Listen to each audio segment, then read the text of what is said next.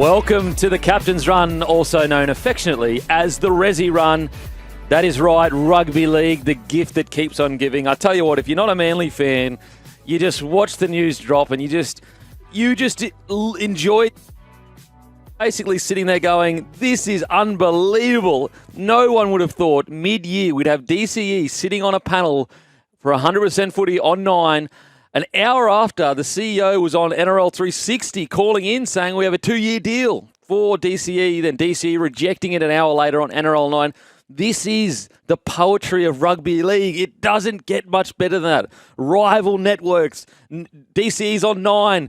They've got CEOs calling in Fox. It doesn't get much better than that. Rugby league is here. It is beautiful. It is the best. Welcome to the Captain's Run. Give us a text 0457 736 736. We are desperate to hear what are your thoughts on the Daly Cherry Evans bombshell that dropped not long ago. We would love to hear your thoughts. Who should replace him at Manly? Who should Manly sign? Where should DCE sign? What club should go after DCE? What does it mean for the Manly Seagulls that reportedly they only have about 650 to 750k in the cap to replace him? Should they move Tom Trbojevic to 6, Brooks to 7? That Lehigh back to fullback, like it had been reported and rumoured earlier in this year that that Tommy Trbojevic could potentially play in the halves. There is so much we want to hear. 0457 736 736. Get your texts in. I want to know what you think. Now, welcome. SEN 1170 in Sydney, SENQ 693 in Brisbane, SEN 620 on the Gold Coast. Listen live on the SEN app. Download the SEN app at the App Store or Google Play Store. Or you could listen belatedly on podcasts. Subscribe us on Apple, on Spotify, or where all good podcasts are downloaded. Today on the show, we got an absolute ripper of a show.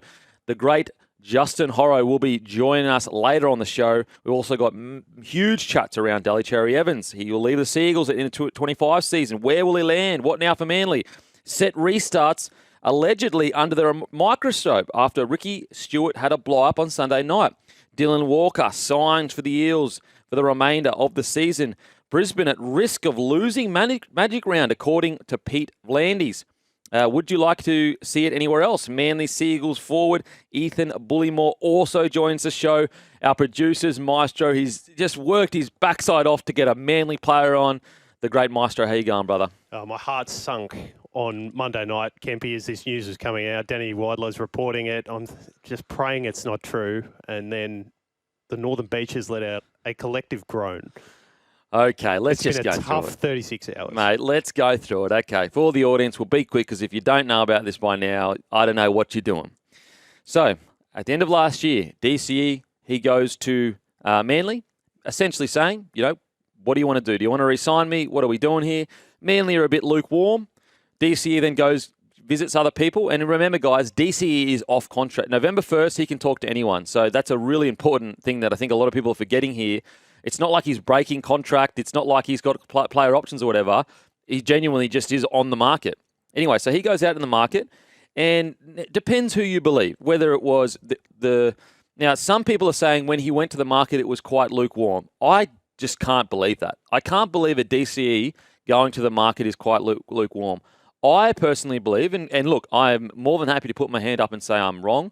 I personally believe he went to the market more along the lines of going, Manly, you get your act together. Like, I want to stay, but I'm not going to sit here and just wait all year for you to offer me something. So he goes to the open market, has some chats with some clubs, and there is interest, but there's no official offer. I personally like to believe that that's because DCE didn't, really ask for a formal offer. Again, I would be shocked beyond belief if DCE went to the open market and there wasn't any clubs that weren't going, mate, what do you want? Let's go. Anyway, goes back to Manly. Now, I think most people agree on this timeline. Manly essentially said, we want to go in a different direction. At least that's what I've read on Code Sports, which has all the best, stories and journalists. So everywhere I've read, at that point in time, Manly essentially said, we aren't going to offer you anything. Then DCE makes a decision and says, okay, what I do know is I'm not going to be at Manly next year. Correct me if I'm wrong. Am I wrong anywhere there, Maestro, as a Manly fan? No, you're spot on to this point, Kempy. To this point. Okay, so he makes that decision. Now, this is where it begins to get murky. If you believe the DCE side, he basically told them, I'm not going to be at Manly next year. If you believe the Manly side, he has essentially said to them, I'm either retiring or going overseas.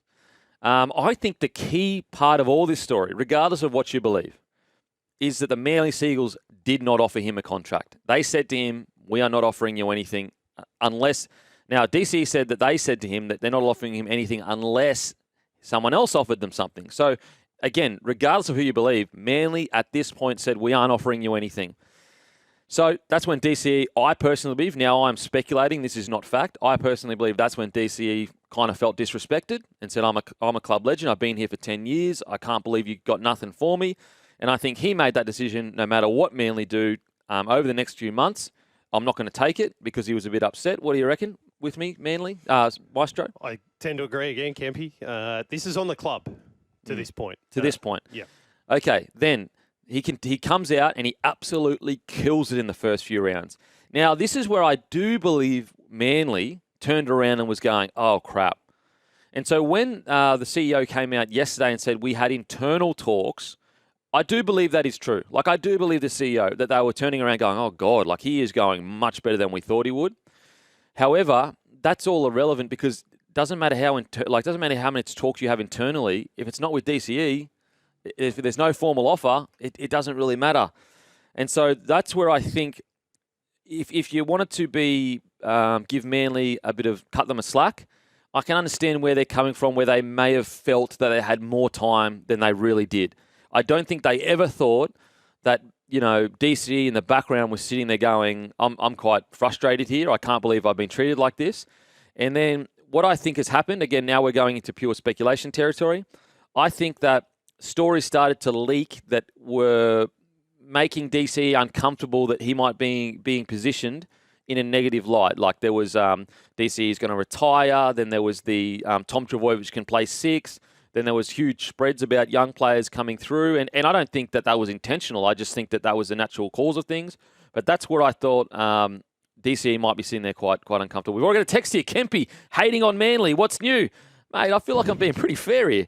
Anyway, now, this is where I think most people probably are divided. The choice to go on NRL 100% footy, and make that announcement.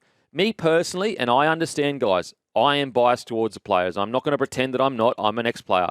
I like the fact that he had the opportunity to control the narrative.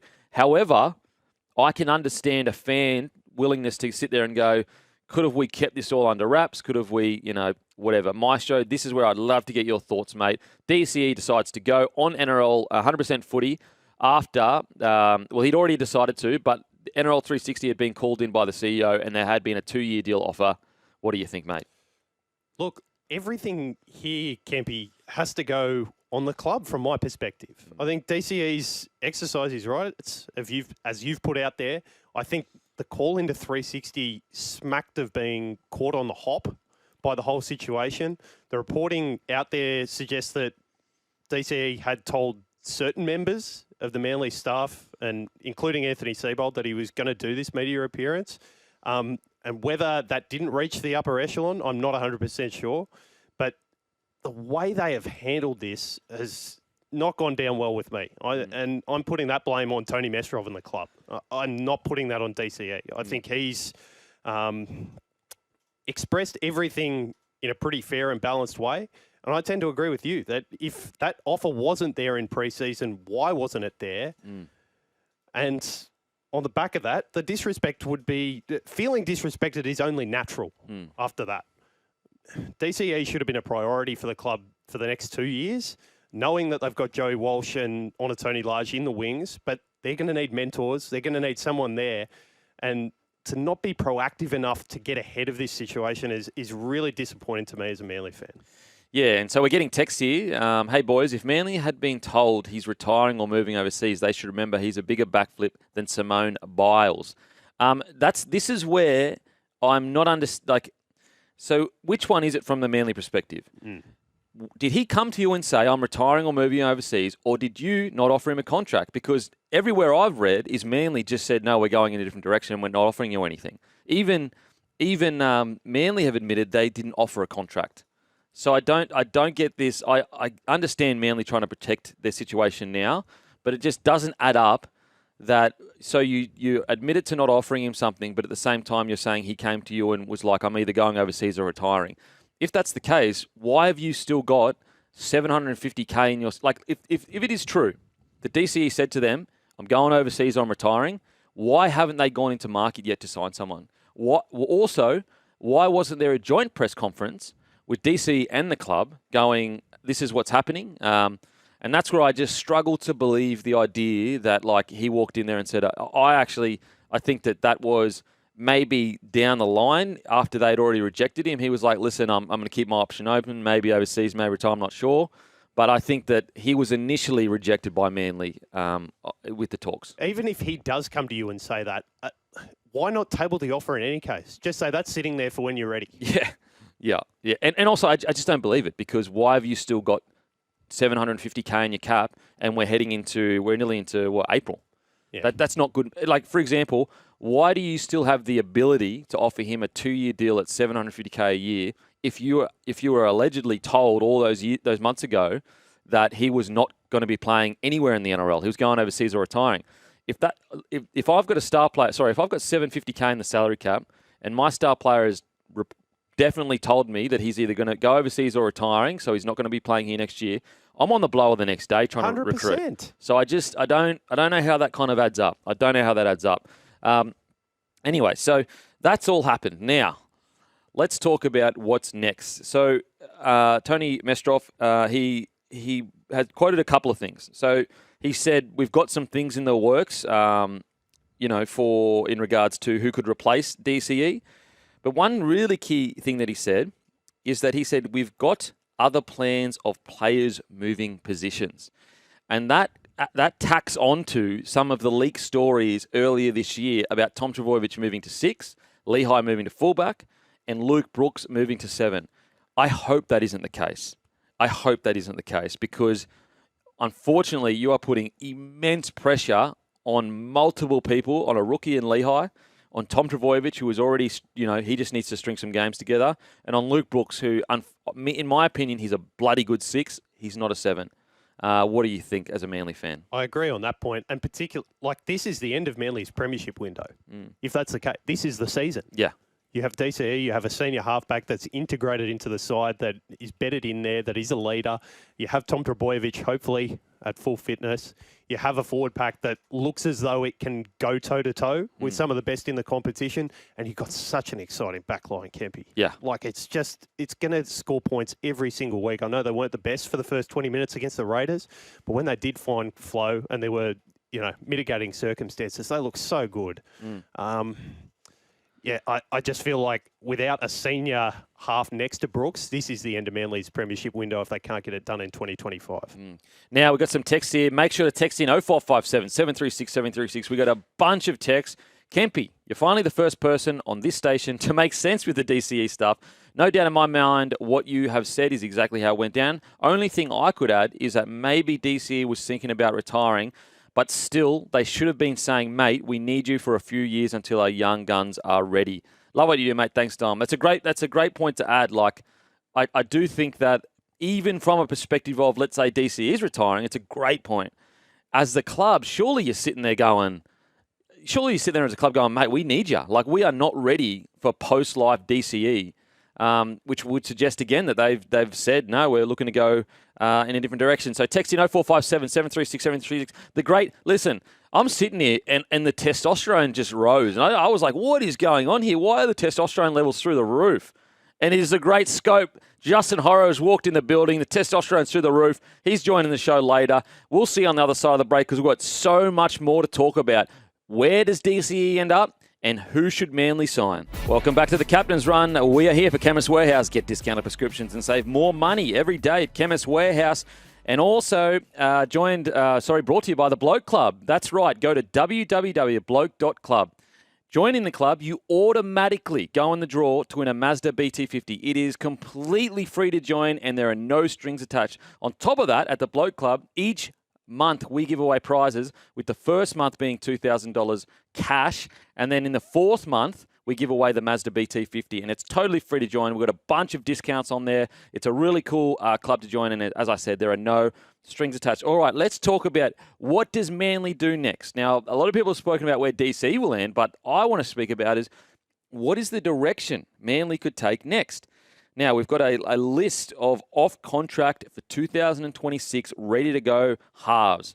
We've got Adam Dewey. This is the Sixers. Adam Dewey, Kieran Foran, Tamati Martin, Will Price, Cody Walker, Ryder Williams.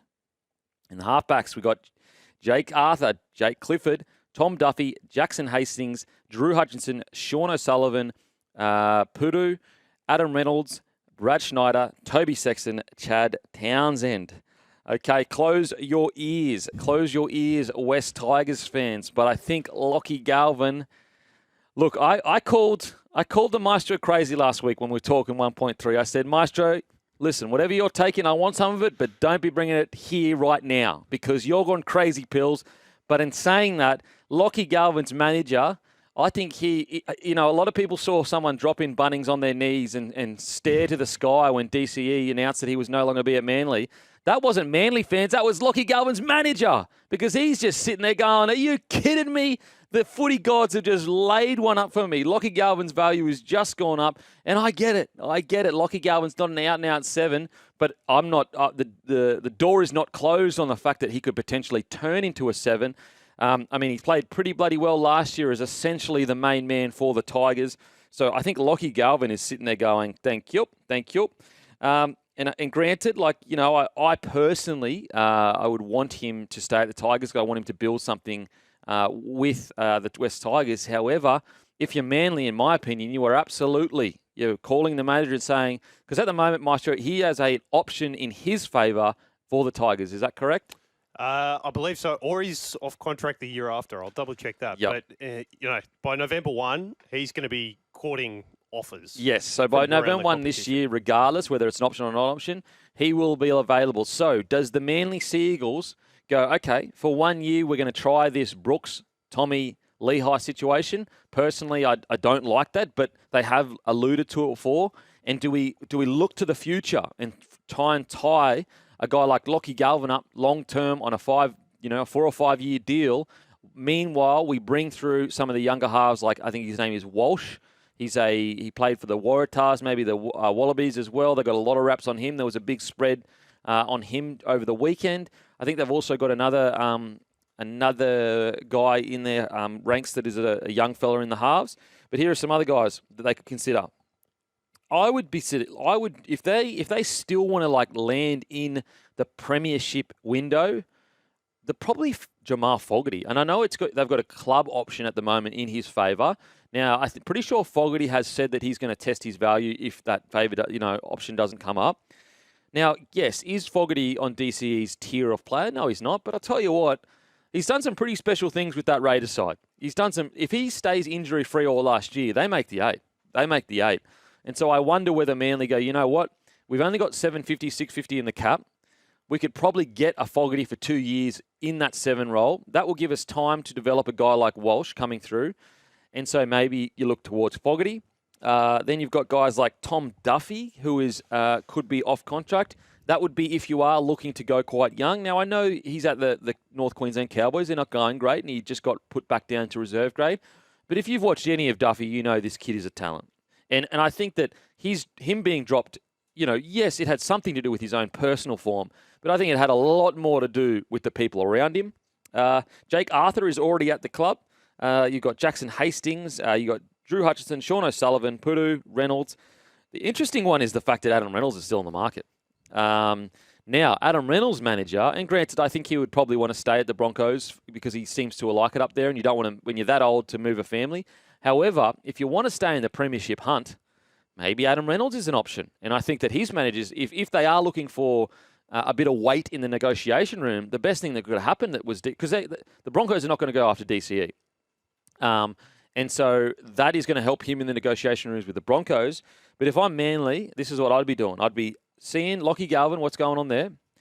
And now here's a big, big smoky. Now, Melbourne Storm fans, close the ears because Jerome Hughes in 2026, so November 1st this year, will be able to speak to other clubs. He's still in a period where you can offer him a big wicket. He can be the main man. And I tell you what, Tom Trbojevic fully fit with a Jerome Hughes joining him. That is a pretty explosive spine.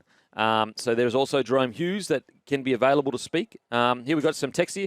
Kempy Lockie Galvin is signed at Tigers for 2025-26 without options. So he's available to speak on November 1 this year. So yes, it all really just depends on whether they're willing to wait a year or they want to get immediately into it. But let me know. Text us 0457 736 736. Who should the Manly Seagulls go after? And just to reiterate, Jerome Hughes and Lockie Galvin will be free to speak to other clubs November 1st this year. So there are two huge players in the market that will be available to speak this year. And that could hint at the reports we'd already seen out of the Manly Seagulls that they may just go for 1 year where they go Brooks, Tommy Trbojevic and Lehigh at fullback. And that would make more sense because I don't see this like long term putting Tom Trbojevic at 6. I don't see that. However, if you're just trying to bridge a gap year, maybe that makes sense. But let us know. 0457 736 736. I want to know, who should Manly Seagulls sign? The problem that they kind of face in the short term is, again, and this is unfortunately a knock on Manly, by all reports, they only have $750K in the cap for the next 2 years, unless that is just what they wanted to offer DCE. But I highly doubt it. When you've got Tom Trbojevic on over $1 million, Jake Trbojevic I'm pretty sure is on $1 million, Lehigh just upgraded, Hamole just upgraded, I don't think there's going to be that much money in the... I mean, DCE was already taking a little bit less to stay at the club. So that's going to be a tricky one. However, maybe they've set their salary cap up for, let's say they're going to have a big push at Hughes or Galvin. So 26, it's a $750K for the first year. And then after that, they've got a bunch of money free to be able to give $1 million over a 4 or 5 year deal each year. Let us know in the comments section, who should Manly go after? What makes the most sense? Let us know via text 0457 736 736. We will see you on the other side. Welcome back to the Captain's Run. Give us a text 0457 736 736. We are here for Chemist Warehouse. Get discounted prescriptions and save more money every day at Chemist Warehouse. And also, don't forget to join the Bloke Club to go in the draw to win a Mazda BT50. Thanks to my friend from Aspley Mazda, Luke Camilleri. His Instagram is LCD_01. If you want a car, he's the best in the business. Give him a message. He will take care of you. Okay, we've got 1 billion texts here, and we've also got, where does DCE land? So you've got the Dolphins. You've got Katoa. He could have used an experienced Haas partner. Roosters. Sammy Walker has been handed the keys to the side by Trent Robinson with Sandon Smith as natural fit as his partner. Do the Roosters look to make a big play at DCE? The Dragons, Shane Flanagan voiced his displeasure with Lockie Ilias the other week. His son, Kyle, currently occupies the 5'8" slot. The Titans have just inserted Jayden Campbell into the halfback position with AJ Brimson, expected to hold down their number 6 jersey for the foreseeable future if he can stay fit. I tell you what, Bulldogs. So I was doing a show with my great mate Guru yesterday, and initially he said, "Oh, what about Bulldogs?" And we were both, he brought it up, and we were both a bit like, "Oh, I don't know." And then the more he spoke about it, the more it began to make sense, because stay with me. So the Bulldogs a couple years ago could have gone after Mitchell Moses, but this was 2 years ago. So they weren't sure of what would the trajectory be of the club, and they were in full rebuild phase. I actually think even the Bulldogs would admit that they're at least a year or two ahead of the rebuild phase. So much so that with DCE on the market, if he arrives at the Bulldogs next year, I actually think that they would immediately become a premiership threat. You add Thompson from the Knights. You look at the moment, they've won 3 from 3. They're looking like at the very least they'll be a top 6 side this year, maybe a top 4 side.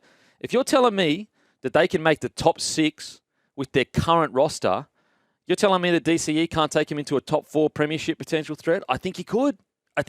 So I think the Bulldogs, and also, look, I hate to read. Look, I'm not a body language expert, but at the same time, I'm willing to pretend like I am.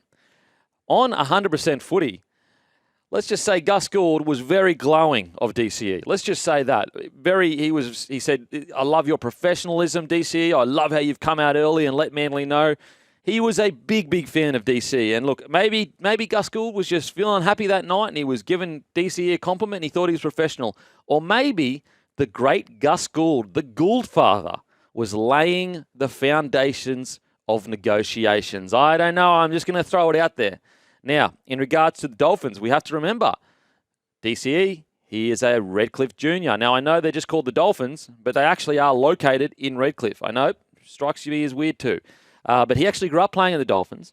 And I do think that, yes, okay, would they become premiership threats if he arrived there next year, the Dolphins? No, I don't think they would. However, if he is looking at, he'd probably get the most at the Dolphins with their salary cap. They'd have plenty of money to give him, so he'd get a good wicket. But also, if you're talking legacy, the legacy he could leave with Katoa and what he could teach him as a 7 would be, second to none, really, at the moment. Outside of, you could make an argument that he actually has more knowledge to impart than any 7 in the game right now. You could make that argument. Now, I'm not saying that makes him the best 7. I'm just saying the most knowledge to impart. So I would like to see him at the Dolphins. Also, there is a bit of poetic justice in the fact that all of the Titans things happened all those years ago. And then he goes to a new club that's relative, because when that all happened with the Titans, they were relatively new. But then he goes to a new Queensland club that's new and helps them get off the ground. I think there's a bit of poetic justice in that. You could right some wrongs of the past. So there is that as well. Now, the Roosters is an interesting one because it depends who you talk to. Some people say DCE arrives into that squad and they become a premiership threat immediately. Some people say, I'm not sure. Some people say, no, they don't. At the moment, I'm still unsure whether they are, immediately ready to make a premiership charge. And that's just purely off feel or vibe. However, when you read their roster, when you do add at full strength, when you do add DCE in there, it's pretty impressive. They got Lindsay Collins, Spencer Lenu, Reece Robson, Victor Radley, DCE, Sam Walker, Tedesco, Nwanga Tuase, Tupou, Young, and it is still Angus Crichton. So on paper, by adding DCE there and Sam Walker coming back at full strength, and so you're basically adding Sam Walker, DCE, Reece Robson. That's 3 massive names to add to this current roster the Roosters have. So it just depends who you ask. I think it is a reasonable take that they are within premiership striking distance with being fully fit with DCE. However, I'm just not sure I'm just there yet in regards to it. Now, in regards to the last ones, which were the Dragons side. Dragons, potentially, but I just don't know, would he get rid of Kyle Flanagan? Because he would have to basically go Atkinson, DCE in the halves. I don't know whether Kyle Flanagan would be moved on there. But, we'll see. And then the Titans, look, I think there's just too much bad. The Titans would be a bit strange. It just would be a bit weird with everything that's going on. And, I think also with the Titans, Desi Hasler's gone all in this new style of rugby league. It would be a bit strange to take a step back from that. What do you reckon, Maestro? I think if he does go back north, it'd only be the Dolphins. So I agree with you on that point. I think the Titans, too much water under the bridge there and doesn't make sense with the direction. I'm interested on your take on the Dragons, though. Could you see a situation like Shane Flanagan's been at Manly with DCE under Seabold, knows the character of person he's getting, his voice that he's not particularly happy with Lachlan Ilias. Could you see a situation where Kyle and DCE are accommodated in the same side and then Atkinson is the one that falls out of favour there? Oh, man. You'd almost be... If that was the case, then we're talking massive ifs. It hasn't happened yet. But you'd almost forgive Atkinson for backflipping on the bloody contract if that happened. Because you'd be like, hang on, I signed here to play in the halves, and then I arrive and you go and sign someone else, and now I'm coming off the bench. If I was going to do that, I'll do that at the bloody Sharkies and potentially win a premiership. But, rugby league is a ruthless game. The only reason I bring that up is because... As much as the Dolphins story makes sense, DCE is entrenched in Sydney. He has been here for more than a decade. His family has lived here for as long as he's been a Manly Sea Eagle. So relocating is a big move at this time in his career, particularly if it's only for a couple more years before retirement. Could you see, though, because he is from there, this relocation is for retirement? And that's why I say I think the only place he'd go if he goes back to Queensland is the Dolphins. Yeah, for sure. Now, we've got some text here. Bulldogs are closer to winning a comp than the Roosters at the moment. It's not a bad shout. I know it might be oh, hang on a sec, because the Bulldogs and the Roosters have such a reputation, but It's true. Look, I personally believe the Bulldogs are probably a little bit closer. At least right now. At least right now. At full strength, I want to see what the Roosters look like, but at least right now. DCE going to team up with his old mate Desi. I don't know. I don't know about him going back to the Titans. I reckon there's too much that's gone on there. What about the Warriors halves for the rest of this season? If Dylan Walker is leaving immediately, who takes his place? Could Jackson Hastings be heading across the ditch? Gavin from Penrith. Yeah, it is interesting to see what's going to happen at the Warriors. I actually brought up the Warriors for DC. Now, granted, I know it's a bit of a silly bring up because he's not going to move to New Zealand at the end of his career. I don't think anyway. But I think the Warriors are more just hoping Metcalf really does grow into that role, and he has all the talent to do it. Metcalf absolutely has all the talent to grow into that role. Got some more text here. Good afternoon. I have a prediction. Nathan Ivor will go to Manly. I live in Penrith. And know some things about what's happening. I think their contract finishes in 27. I hope I'm wrong, but the press are usually wrong too. I said it here first. That's Jeff. Jeff, he reckons that Ivan and Nathan are going to be at Manly. Okay. There's another text from Dom. Did DCE get along with Flano when he was assistant coach at Manly? Yeah, that's interesting. Who will captain Manly in 2026, Jake or Tommy? Well, the tough thing with Tommy is that, unfortunately, he's just struggling with injury. So you captain each week will be tough. I'd assume Jakey, however, Hamole has been brought into that leadership group. So Seabold is a new coach that, has a tendency to really like the fresher, younger generation. So maybe we see Hamole become the captain. Here's another text here. DC is at the top of his game, playing better than ever he did in the last 10 years. To be honest, great game management. You've seen on the weekend, repeat sets, I would say Reynolds is a bit of a downgrade. But an experienced half in the next 2 years if we want to win a comp, definitely. I'm listening in right now. My name is Nick. So that's from Nick. And so, yeah, I think if they go experienced, it is under the guise of we're still within a premiership window, hopefully. And so we've got another text here. Did DCE get along with Flano? Already read that. Okay, here's a bit of a... Okay. Mitch Moses' cousin Isaac is great friends with Siebes. Is there an option in his favour at Parra to get out early? That's a walk-in top 4 side at Manly. No, I don't think. I think all those options are gone at Manly. He actually just signed a 5-year deal with the Eels, and they removed all the options. So I think you're going to see Mitchell Moses finish his career at the Para Eels, or at the very least, the next 5 years. Alrighty, we're going to head to a break. After the break, we've got so much more to talk about. We've got Dylan Walker signing with the Eels, effective immediately. We've got round previews. We've got Ricky Stuart taking aim at the refs. We've got it all, and it's all on here on SEN. Welcome back to the Captain's Run. We're here for Chemist Warehouse. Get discounted prescriptions and save more money every day at Chemist Warehouse. And also brought to you by Grumpy Coffee. Head to grumpycoffee.com.au. We've got 2 blends. We've got Everyday Grumpy and Very Grumpy. We've got pods. We've got whole bean. We've got ground. We've got it all. It's a beautiful coffee. You order it, it'll be at your house in the next 24 to 48 hours. But let's get into it, shall we? Parramatta have announced the signing of Dylan Walker. It says the signing of Dylan Brown for the remainder of the 25 season. That'd be interesting if he re-signed for the same year. No, Dylan Walker joining the club immediately from the Warriors. The Warriors confirmed that Walker has been released on compassionate grounds. And I quote, "We were keen for Dylan to stay until the end of the season, but we appreciate why he needs to return to Sydney," Warriors CEO Cameron George told the Sydney Morning Herald. The transfer appears to have come too late for the 30-year-old to make his Eel debut against the Seagulls on Sunday, but he will likely make the switch for the clash against the Dragons the following week. Meanwhile, Nathan Hindmarsh is pushing for his former club to release Dylan Brown immediately.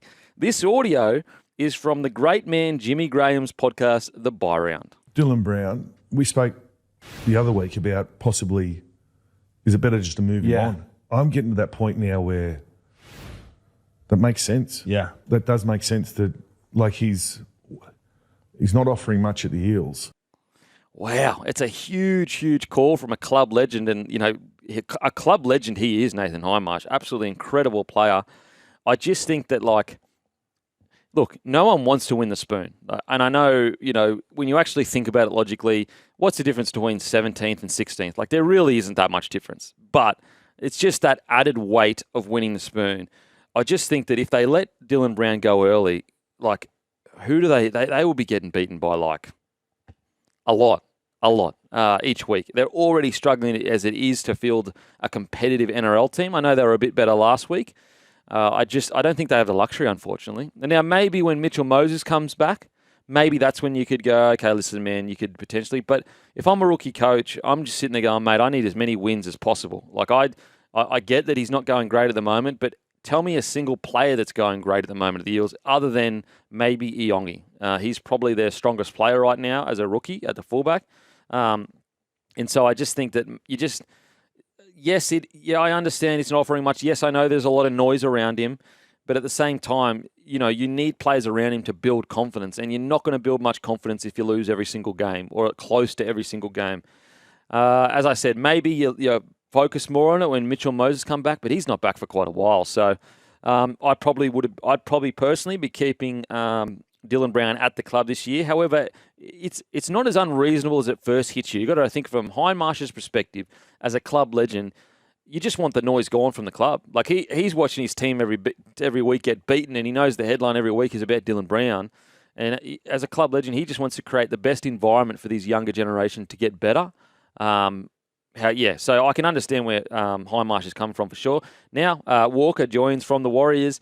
Look, a good signing. He's a solid player. I don't think it's going to change that much in regards to the Eels. Just a good, solid signing, but I think they're quite a ways away off. I think they need quite a few more big signings to change what is happening currently at the Eels. But yeah, good, solid signing. Now we're going to head to a break. After the break, plenty more to talk about, including Ricky Stuart takes aim at the set restarts after the loss to Manly. Welcome back to the Captain's Run. I got a text here. Lomax is going all right for the Eels. You're absolutely right. I got that wrong in regards to who's going well at the Eels. Lomax was unbelievable on the weekend, so you're correct, Jared. I appreciate the text, mate. Got another text here. Ooh, Kempy, it's a beautiful day to live in the Northern Beaches. As a Tigers fan, a special shout-out to John Morris, Tigers defensive coach, for an amazing start to the season.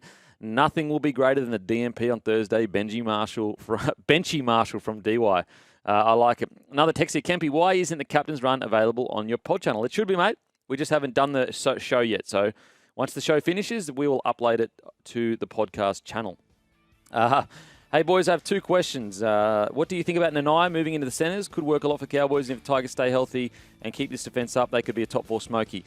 I don't know about Tigers top 4 Smoky. Top 8 Smoky for sure. Nanai to the centres, I think he might be a bit big laterally. He might struggle with some of the speed of the centres at the moment. We got a million texts, so keep texting 0457 736 736. After the break, the great, the one, the only, Level's finest, Justin Horo joins us. Welcome back to the Captain's Run and the great Justin Horo, a.k.a. Level's finest. First of all, mate, how is the podcast going, mate? The Levels podcast. Oh, very good, Beak. Me and the big fella, we're in our third year now. Oh, yeah. We're starting to chip away, mate, and it's been a good start to the season. There's been so much drama, mate.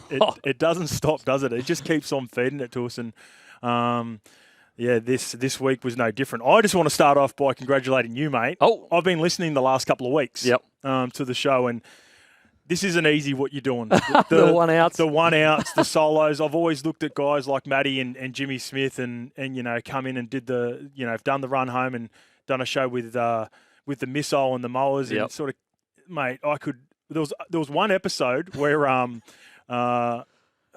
Michelle Bishop got stuck in, there was a head-on crash here on the bridge. Oh, no.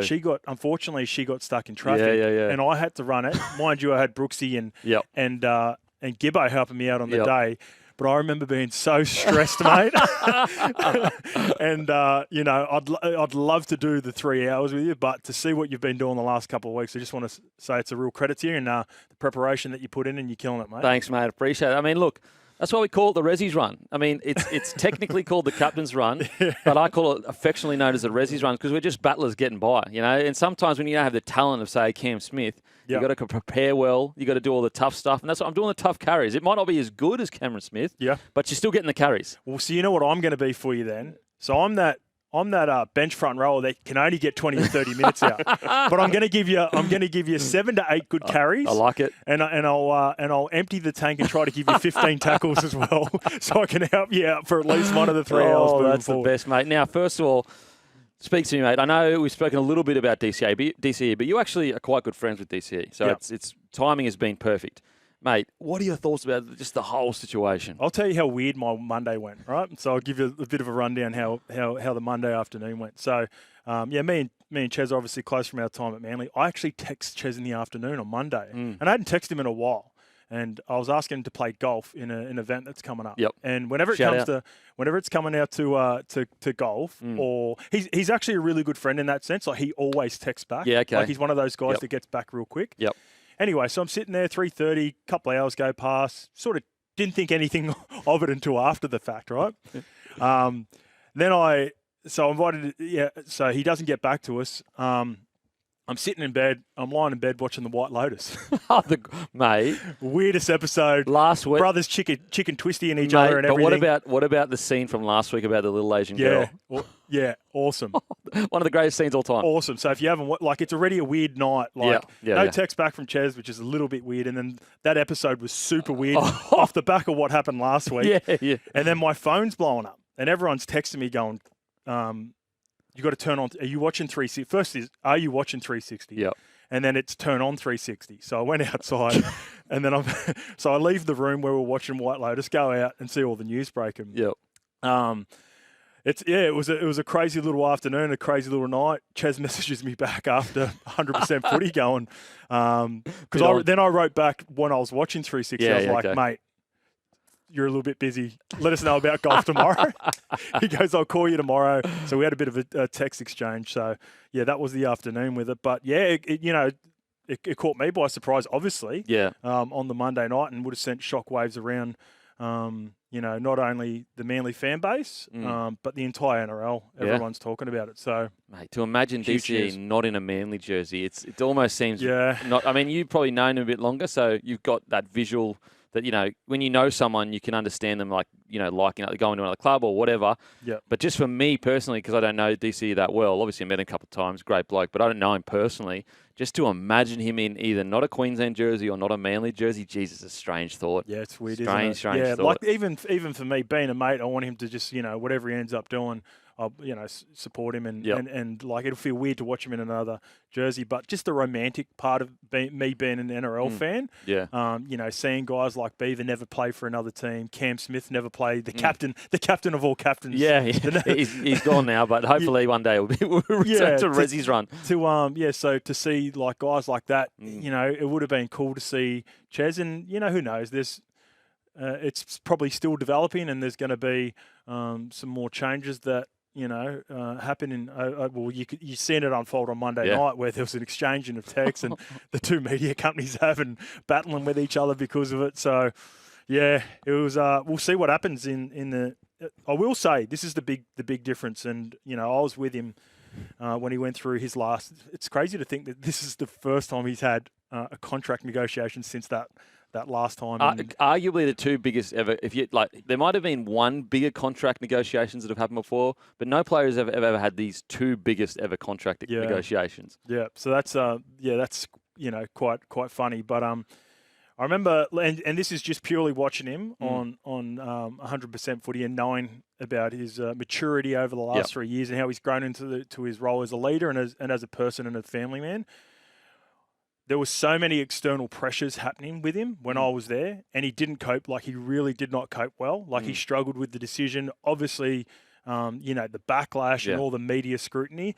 The one thing I will say now, with whatever he ends up doing, if he decides to stay, if he goes, if he retires, he's going to do it on his terms. Yeah, he's so much more assured of himself now, and I thought the way he spoke and showed, respect to the club and the decision and what they're trying to do was a real credit to him. So, I'm like you now. We'll probably have a conversation in the next couple of days, but for the most part, I'm eager to sort of see where this enjoying the ride. ride. As well. Yeah, I'm pig at the content trough. That's what I am. I am just like an absolute pig at the content trough, going, "Give me more. Yeah, let's see something else crazy happen." Now, as a mate. Or actually, no, put your analyst head on. Just purely analysing the situation. Where should he go? Oh, all right. So a couple of the favourites that I've seen that have been tossed up, the Bulldogs and Roosters make a lot of sense. I think I would think he's pretty settled here in Sydney. Who knows, what he's thinking with the Queensland and a shift with the family. I know the girls are pretty settled over there on the Northern Beaches. So if you're looking at it, I think at this point of the career, and this might sound crazy to people and think I'm just sticking up for him, I don't think money's an issue. Like money's, in terms of a priority list, it's third or fourth. Because no matter what, he's going to get good money anyway. And no matter what, he's earned good money over his career. And the beauty of Ches too, he's got no vices. Like he's, done really well with his money. He's been detailed. He's had good people around him. So money will be good regardless of who he goes. I think it's going to be, if he does end up leaving, I think he's going to want to go to a contender. And just knowing him and the development and how much he loves footy, I think coaching's going to be really important as well. Okay. So Roosters and Bulldogs ticks both of those boxes. I think I love the way that Toby Sexton has looked at the Bulldogs, but I do think they've got a really good roster, and him at 7 with Birdo and what they're doing at the Bulldogs could work. Roosters not looking as appealing this year, but Robson on the way, him, Sam Walker, Teddy. Maybe if the Roosters were able to go and recruit one more player. One more forward maybe. Something like that. I think maybe the outside backs, there's still a little bit of question marks around what's happening in the outside backs. I could see that being appealing to him. And then, I don't know, like a couple of the teams that haven't been tossed up and a real dark horse. Like if you want to tick all the boxes. Good coach in a premiership window. Panthers. Like at 6. Like Jack Cole hasn't locked down that spot, and Blaise Talangi is unproven, and they've got some money left after Jerome Luai. And the other one, and because I think, being in this position, he wants to win at the back end. So very Golden State Warriors vibes. A couple of real smokies there that no one's talked about is the Panthers. And then just monitoring the situation, what's happening at your Broncos, Kempy. Like with Renault and that. What's happening with Reynolds. And I know he's got a good relationship with Ben Hunt. So if he was to go to Queensland, people have talked about the Titans for obvious reasons. And the Dolphins because they've clearly got a need. But yeah, it's a wait and see, and he doesn't look like he's in a rush to make a decision as well. So he could be waiting for dominoes to play out as well. So there's a couple of real smokies to get the people fired up. But let me just say one thing. This is just me being like an analyst. And like haven't had a chat to him, but I've just like everyone else, I've been intrigued. And I've been throwing out scenarios in my head, and I just come up I was like, that wouldn't surprise me. What I love the most about it is like the fact that, not love the most about it, what's so surprising about it is that everyone analysing the game is pretty, we all know there are so many clubs that would take him. There's as you just said, like even the Panthers realistically could go, well, you know what? We're trying to win a premiership, get him for the next 2 years. By that stage, hopefully Blaise Talangi has sorted his defence out. He can be 6 in a couple of years. We chuck him at 6. Because DCE is one of the rare 7s that could play 6. Good ball runner. Ball running is one of his strengths. And so what is so surprising for me from a Manly fan perspective is like, if everyone else could see how many clubs would be keen on him, why didn't they just go, mate, there's an offer here. There is. Even if you're saying to us, if you believe the Manly side, if they're saying, maybe I won't retire, surely at least, because the concern I have for Manly fans is like the first official offer was literally yesterday morning. And so that's where I think it's just like, how do you not just at the very least go, Cherry, mate, here's an offer, like it's there no matter what. Here it is right here for you. And just if go out, see what your value is, come back and we can try and tweak things. That's what it doesn't make sense. Unless Manly have from the get-go said we're just going in a different direction, which I could understand. Like, don't get me wrong, I disagree with it. I would keep DCE 100%. However, he is 36. They are trying to struggle so many balls. They've got the Tommy Trbojevic contract, which ends in 27. Jake Trbojevic's on a big wicket. Lehigh just signed on a 3-year deal. He wouldn't have signed for peanuts, I don't think. Hamole's on about $800K on an 8-year deal, I think it is. Tolu Collar, I think, got off re-upped a year ago. So, yeah. Even if I disagree with the decision, I still think it's a reasonable take of, at some stage, we need to move on from DCE. You know what I'm saying? So that's where it befuddles me the fact that Manly feel like, when you read all the news and hear all the news that's gone on over the last 24 hours, you feel like Manly were the only people in rugby league that thought that there wouldn't be a lot of interest out there for him. Again, that could be wrong. That's just what it feels like when you look at the way things have all panned out. But text us in 0457 736 736. Do you love the Panthers shout? I mean, I'm sure people hate the Panthers shout because that's pretty much, you may as well give them the pen. Look, I tell you what, DCE signs with Panthers. We end the season immediately because we may as well just give them the premiership trophy. We say, boys, have half a year off, come back, and next year we start again. Because if he went to Penrith Panthers next year, holy moly. So let's give us a text, 0457 736 736. We're going to go to a break. After the break, your mate, Ricky Stuart, he's taking aim at the refs. Love it when Sticky gets fired up. Oh, yeah, the great Stick. He goes whack. Unbelievable. He hates it. He's angry. He's ready to go. I tell you what, the great Ricky Stuart, he's so good at galvanising his team. Yeah. And also, he's the master. Now, all we're talking about is Ricky Stuart. We're not talking about they got absolutely towed up by the Manly Seagulls. Now, whether he did that intentionally or not, I don't know. I'd assume not. I will say, and I didn't want to say it on the week that it happened because I sound like a biased Broncos fan, blah, blah, blah. But they were really good at slowing the ruck down when they played the Broncos. And so I just think they probably pushed the mark a little bit against Manly. However, there were definitely some calls that I agree with Stick. I think it was one of those situations where they weren't getting any of the bounce of the ball, and on top of the fact that a part of Raiders' tactics is to slow the ball down because they got such a big forward pack, they want to bash you. What did you think of the Sticks comments? I'm 100% with you on the Broncos game as well. I was watching that, and they did it perfectly. It was great. And this isn't a knock on the Raiders. No, it's not a knock at all. They really unsettled the Broncos. Yeah. They were holding in the ruck. They were pushing lane. Then bashed them. Mate, they punched them in the face. Yeah. And the Broncos were coming in there expecting to get them and off a really strong performance against the Roosters. I heard I don't know where it was. Maybe it was a text on one of the shows that we did.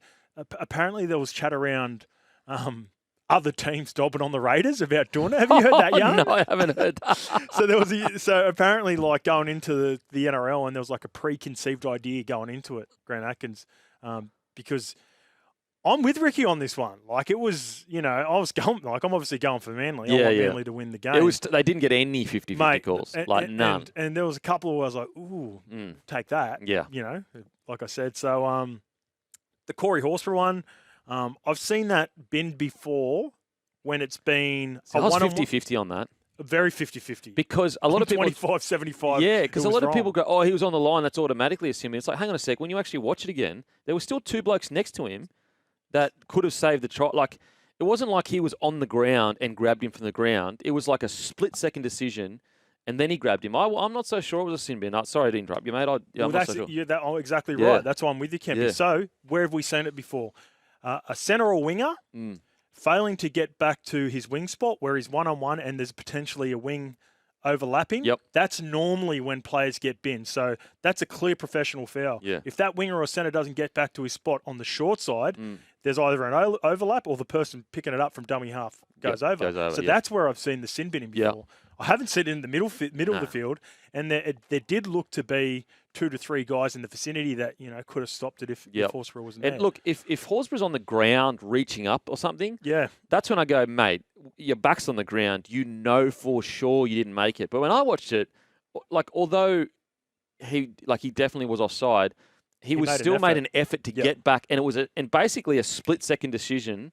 He basically put it this way: Horsburgh had to decide to step out of the way.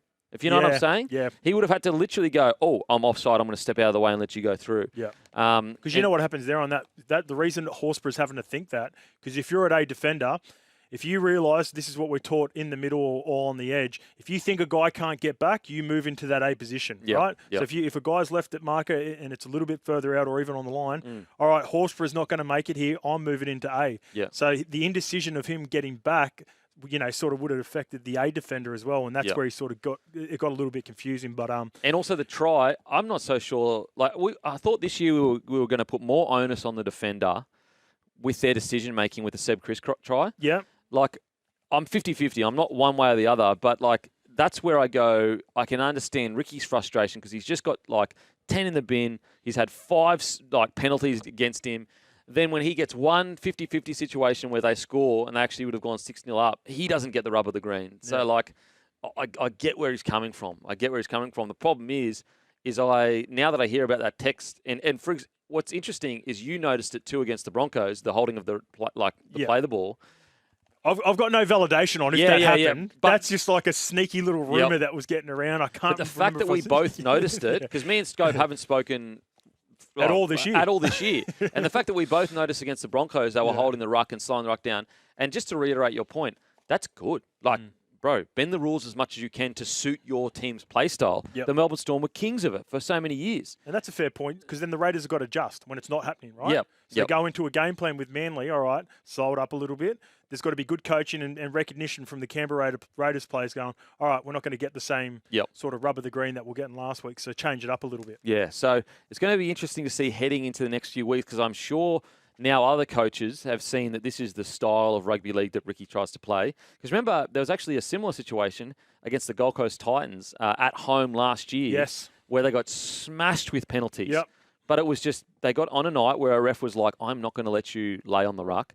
So it's going to be interesting. How do the Raiders adjust their play to find a good balance? And I think probably what Ricky will be saying to them is, listen, first 10 minutes, boys, test the ref. Yep. If we're feeling good, I'll send the call out to just continue. If not, I'll send the call out to just loosen it up a little bit, probably. Yeah, you got to adjust if it's not going that way for sure.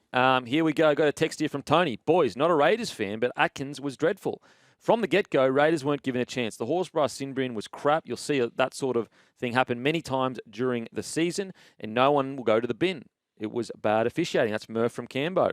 Here we got another text here. What a whinger. He's lost all credibility. All of it. Not just a little bit left. Oh, no.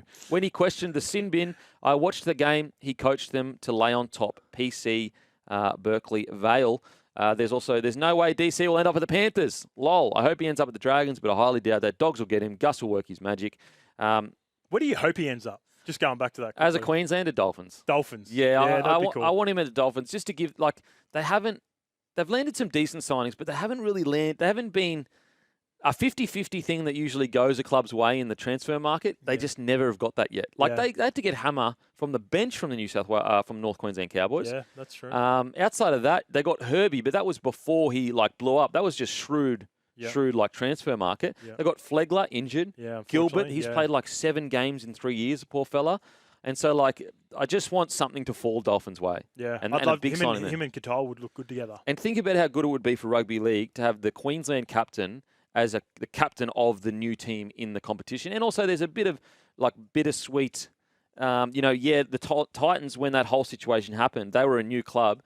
Almost like right some wrongs by helping Dolphins develop to a degree. I know I'm being a bit romantic here, Scope, but you know me, baby. I like to get romantic. That's the way we love it. All righty, we're going to head to a break. After the break, we've got plenty more to talk about. We've got all your texts. We've got things to preview. We've got the Queensland government. We're going to get into politics after the break. That's going to be awesome. Announced their stadium plan for 2032 Olympic Games yesterday. Welcome back to the Captain's Run, affectionately known as the Resi Run. We've got an absolute great text that's come in, 0457 736 736. Here's the text.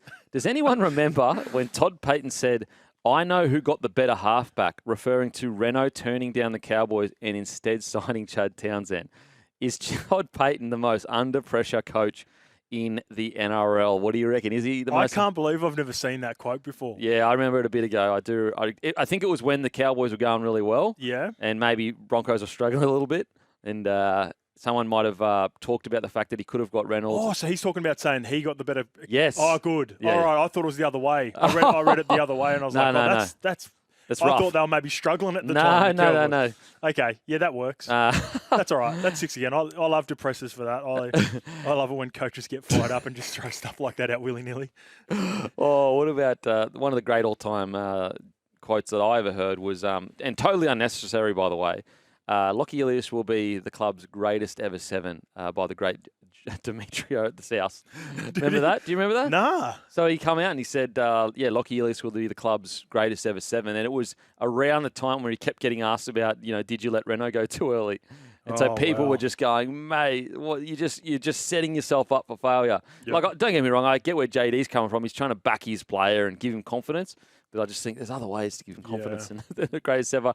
A quick question, mate. Is Todd Payten the most under pressure coach? Yeah, you'd have to be. I like him as a coach, Todd Payten. From the things that I've seen and where he brought the Cowboys from, I think there are a couple of plays he's trying to develop up there, but no doubt.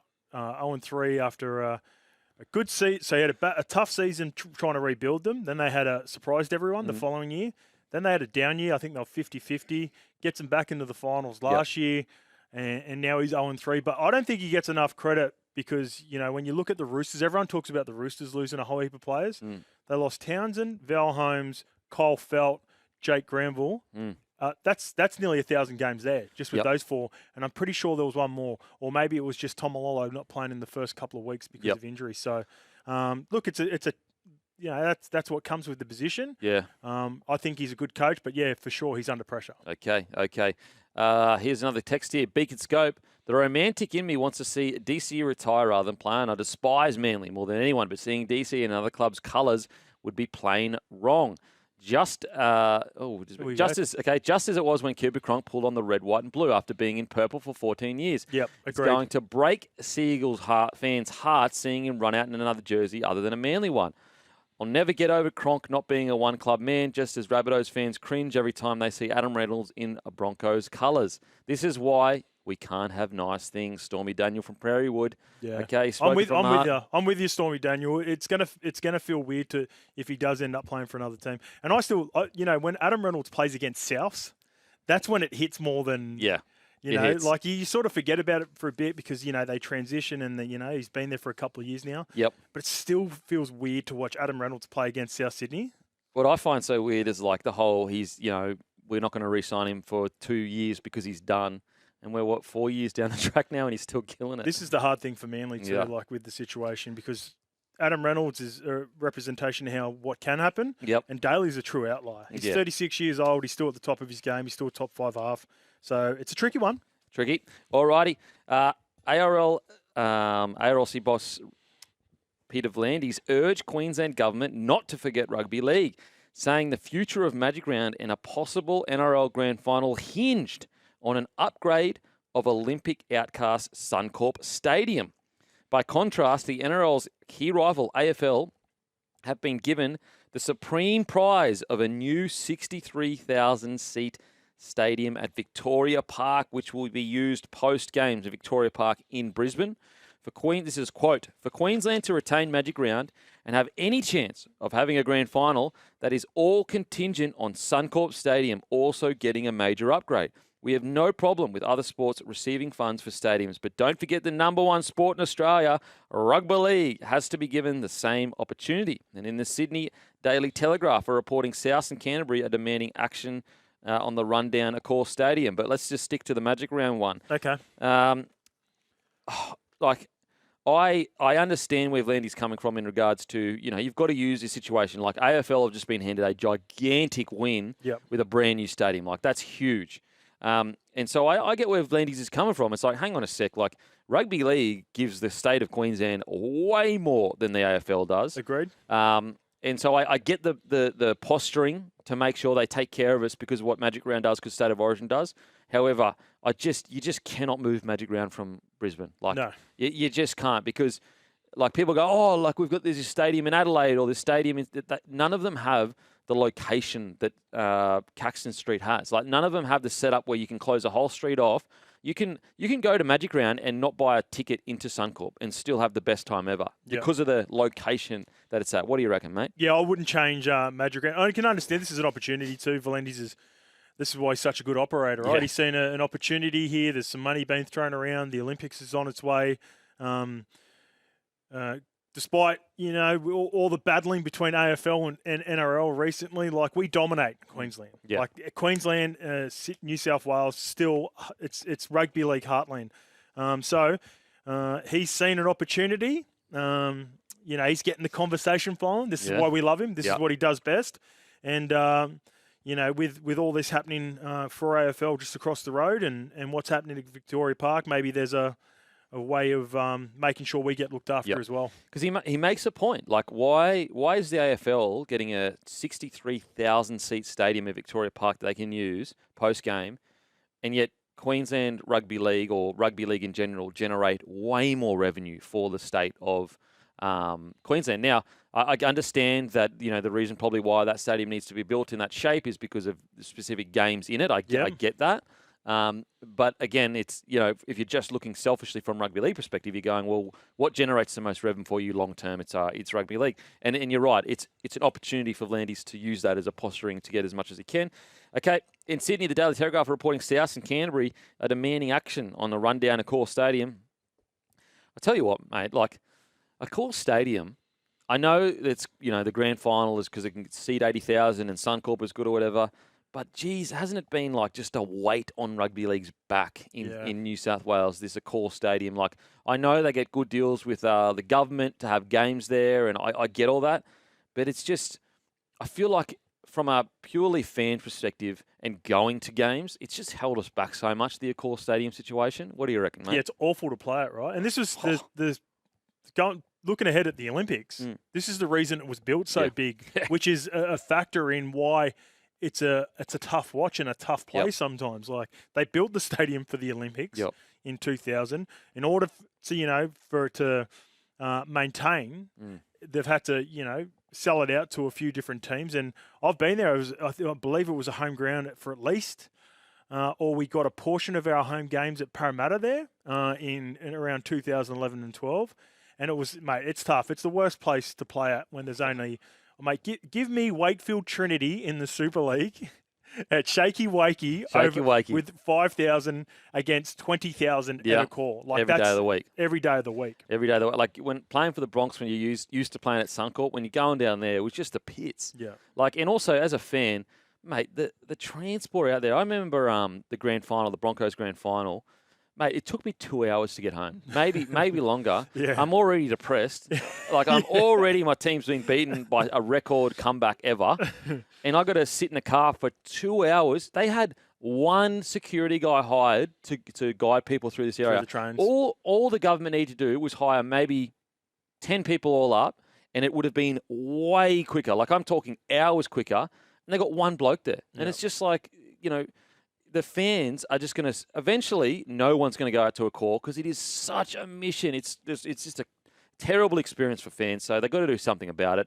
I got a text here. I'm not an AFL fan, but PVL having a laugh. The Gabba isn't getting Test match cricket or ODIs anymore because it's crap. South East Queensland needs a proper round stadium. Suncorp. Suncorp is still the best stadium for NRL in the country, so it doesn't need an upgrade. I think it. I think the Suncorp Stadium would be probably due for an upgrade soon. Here's another text. Geez, big 1 minute we need to look after rugby league in Queensland with a new stadium. The next, very next, geez, Accor has been a burden. I mean, that's my point, mate. I'm saying we need to upgrade Accor Stadium as well. Like, that's the whole point, mate.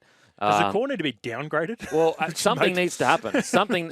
It needs to go the other way. Yeah, the stadium situation needs. That was my whole point in regards to the government hiring more people when you do go out there to make the experience better. Something needs to happen with the stadiums in New South Wales, whether it be we don't play any games at Accor or money needs to be spent so the experience as a fan going out there is a better experience. Yep. Okay, we're going to head to a break. After the break, we've got some major stories from Cambosis. We've got Jai Opataya, locks in unification bout. UFC. We've got the Socceroos beating China 2-0. We've got plenty more to talk about. We've got South team news, Panthers team news. We've got previews. We've got it all on SEN. Make sure to stay tuned. Welcome back to the Captain's Run. We've got some team previews. South versus Penrith Panthers. South, Alex Johnson returns from an Achilles injury on the wing. Tass moves to the other wing. And Campbell Graham drops out with a lower leg injury. Panthers team news. Trent Tolau, hope I'm saying that correctly, comes into the halves with Nathan Cleary missing through concussion. Dane Laurie returns from a quad injury to slot into fullback. Tom Jenkins moves to centres and Paul Alamotti goes to the wing.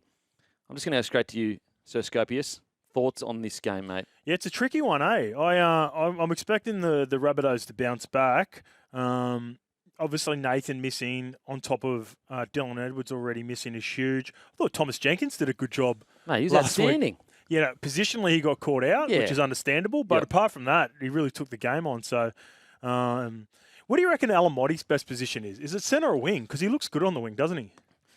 I don't mind him on the wing until his defence gets better and better, if you know what I mean. Like, I think him at centre, he has to make more defensive decisions and reads. Whereas on the wing, sometimes you really don't have to make one or two reads a game that are bad. So, like, when I look at it, I go, okay, if I'm selecting a side and I just assume, and I'm not saying that he will, but let's just assume Alamotti every read he makes is a bad one. Mm-hmm. If it's on the wing, it's only going to be two bad ones. Yeah. So like rather than 5 or 6. Exactly, at centres. And so that's why I do like him on the wing. I also like his big body coming out of trouble as well. He's so strong in contact. Did you see the carry down the edge when Pappy tackled him? I can't believe Pappy tackled him. Yeah, absolutely. He just got rid of Money first, and then Harry.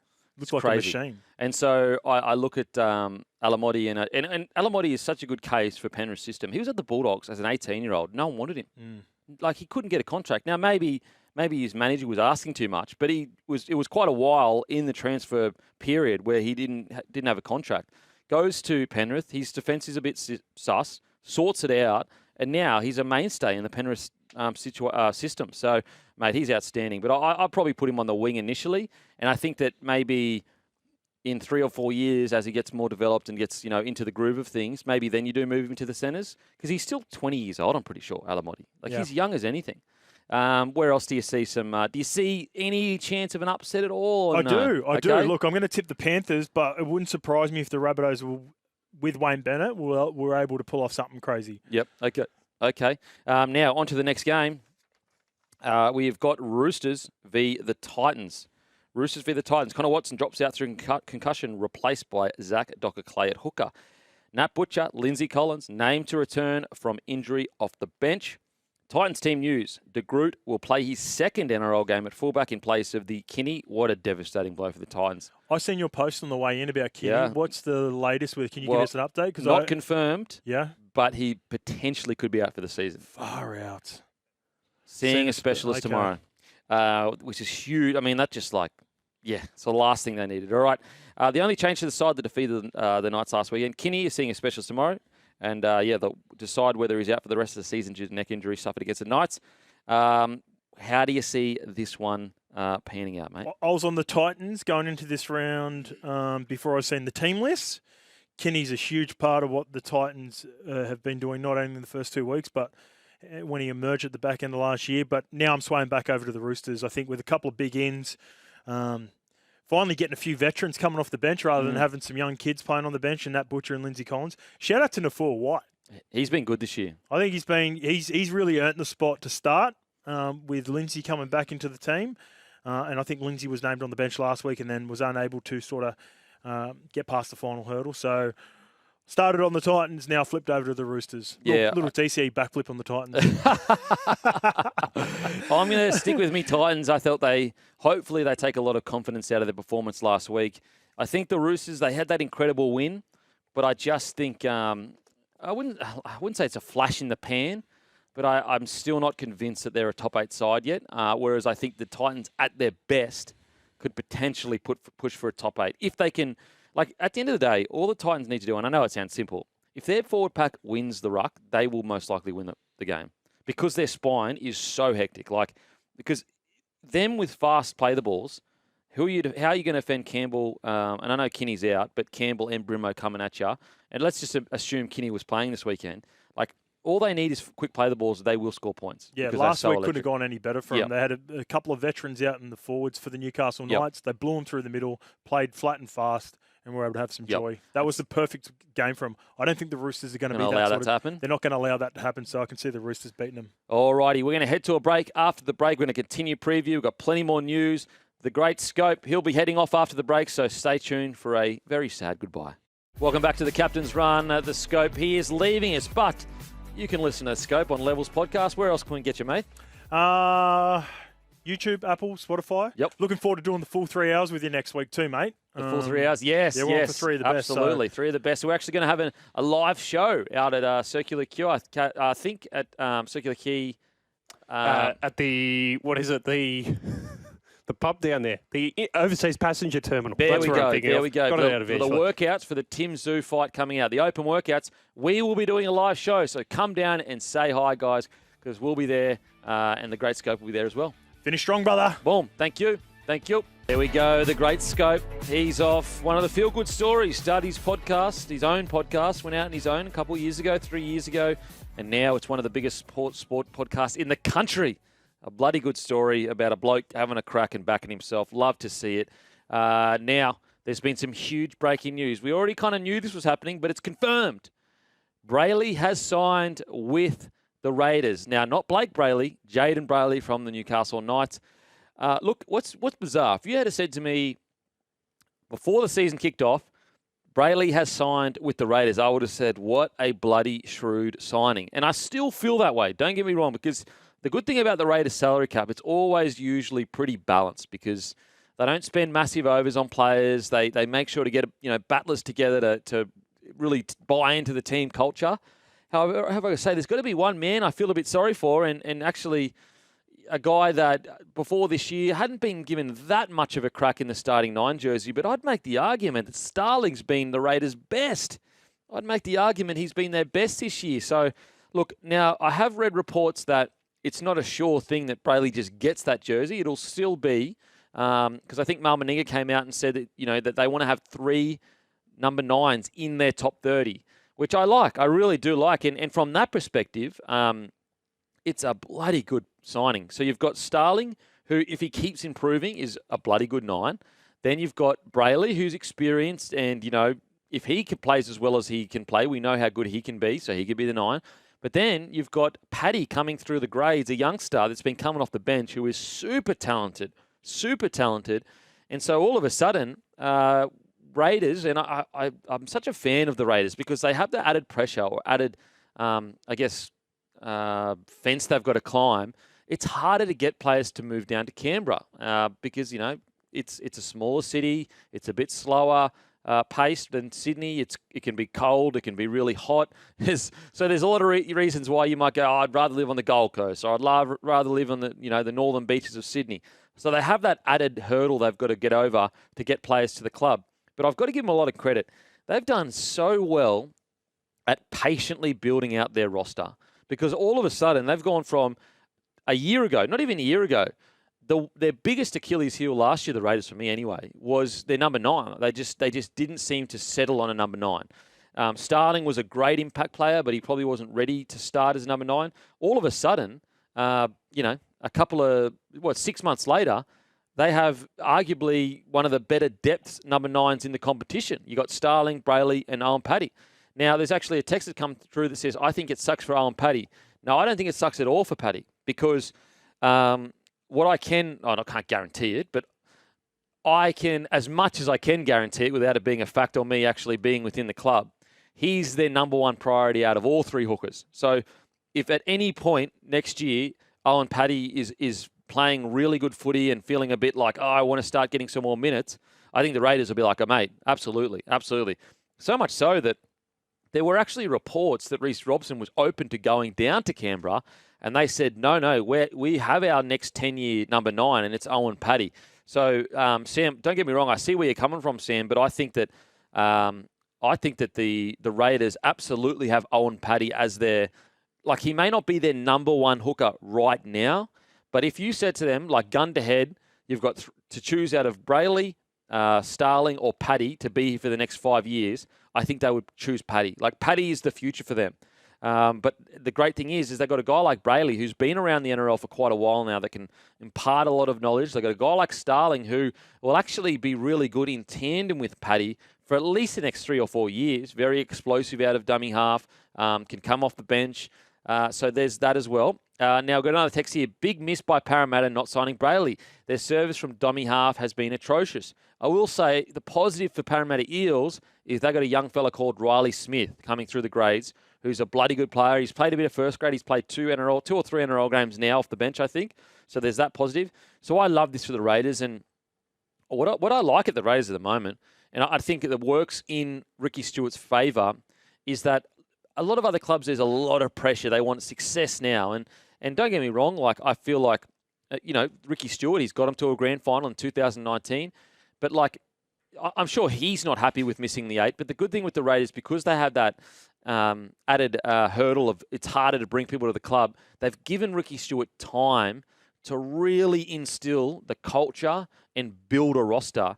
And I tell you what, out of sight, they're a bit out of sight, the Raiders, but the way they're building at the moment, with some of the key players in key positions, young fellas coming through, with the forward pack they've got, I think they're building. They might be the one club that sneaks up on us as a premiership threat in 2027, I'd say. What do you reckon, Maestro? I don't know if I go that far, but I agree on the points that you're putting forward about building a character around that side. You know, when Ricky Stuart is so, I mean, he's the figure down there, right? And Mal sort of in the background as well, floating around there. But you're right, you can't build a team down there that's full of stars. They were never going to offer a Dylan Brown type contract. So this Brailey signing, it makes sense. It's, as you say, it's just going to be so interesting to see how they manage all those talented players in the same position. So, like, the reason why I say 27, and when I say 27, I mean 27, 28, around that time, is because by that stage, you'll either have Sanders will be coming through. So Sanders is his bloody good 7 in the reserve grade at the moment. He's a young fella. He's 20. They actually got him from Parramatta because he was stuck behind Mitchell Moses and Dylan Brown, ironically. And so they've got him. They've obviously got Chevy Stewart that's in reserve grade. They've got Kale Weeks that hopefully he had a bit of a Barry Crocker, but hopefully keeps improving the way he is. You look at their forward pack, like they are. I believe they're building really, really nicely for 27, 28. And who knows? I think Fogarty, he'll probably have one more year. They might extend him for one more year, but I think by at least 27, Sanders will be their starting 7, and they could basically have Owen Paddy, Sanders, and either Weeks or Stewart with Strange. That spine, they're all like, I think they'd be 21 by that stage. Yep. And so if you can keep that spine together, all of a sudden you've got a young spine that can be together for 10 years. Who knows what they could become? Who knows what they become? And very rarely do clubs have the benefit or the opportunity to build a full spine together. Not just one or two players that have played a lot together, but like genuinely 9, 7, 6, and 1 are all from the same kind of generation. Hello, Melbourne Storm. There you go. There you go. So, as I said, I really admire what the Raiders do down there. That they always punch above their weight. I think everyone loves the milk. The milk. Surely. Second team. Yeah, I along think with so. the Waz. Yep, up the wires. Okay, let's get into some rugby league team previews. Dolphin team news. Dolphins v Broncos. Look, this is a really interesting one. Because it is a derby, it could be one of those really close matches. If you just went on form, the Broncos should absolutely put them to the sword. However, it's always different when it comes to a Queensland derby. Now, Wolf sticks with the same 17 as they search for their first win under his coaching. Katoni Staggs is named to return from the quad injury that kept him out of the first 3 rounds. He replaces Mariner. I've got to say, Mariner very unlucky to miss out. I know Shibasaki's been good, and I understand where Madge is coming from in rewarding, tough, get through your work. And I would say, though, Mariner, he still gets through a fair bit of work. I can't wait to see Mariner develop as a player. Imagine how good he's going to be in another year or two. We're talking about a kid that's still only 21 years old. Really, really good footwork. It's been quite a while since Broncos have had this kind of depth where they can afford to have Mariner as 18th man. Crazy. There are a lot of clubs. So the main thing we want to do with the Broncos, though, is make sure we keep those young guys happy. Yes, we can show tough love, and yes, we can say, defense is the main priority. Because I think Mike Maguire with the outside backs has selected on defense. Because I think attacking-wise, you could argue Mariner's the best out of Katoni Staggs, right now. Yep. Katoni Staggs, Shibasaki, and Mariner, you could argue Mariner's the best attacking player. Now, granted, Staggs at his best is unbelievable, but he hasn't played yet this year. But I think he's lent into defense. This is going to be a cracking match. However, I just think the Broncos would have I don't see them going up and down each week. I think they had that one poor week against the Raiders. I think the Raiders ambushed them, and I think the Broncos get the job done here. What do you reckon, Maestro? When you talk about the profile of that side, I think we forget about the Broncos, how young they are still. Because they've been to the grand final, we're probably ahead of schedule there. So they've had the down year last year. I'm interested in your thoughts, Kempy, about how Reece Walsh is tracking, because we've had texts all week, basically. Oh, he's not been the same since the Suoliti hit. Oh, he's not impacting games the same way. Is that a concern for you at the moment, or is that just part of betting into a new system under a new coach, coming back from all the stuff that happened at the back end of last year? Can we expect him to peak later in the year? I think so. I think they've got to have faith in Walshy to bounce back. So talented, eh? He's so talented. I think, and I spoke about this on my Monday preview. I will say one little thing, though.